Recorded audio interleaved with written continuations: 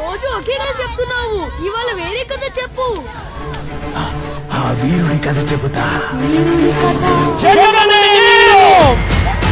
చావుని ధిక్కరించే సుల్తానులాగా,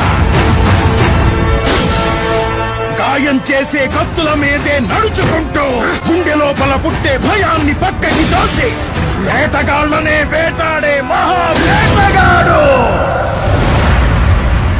వైఎస్ జగన్మోహన్ రెడ్డి అనే నేను.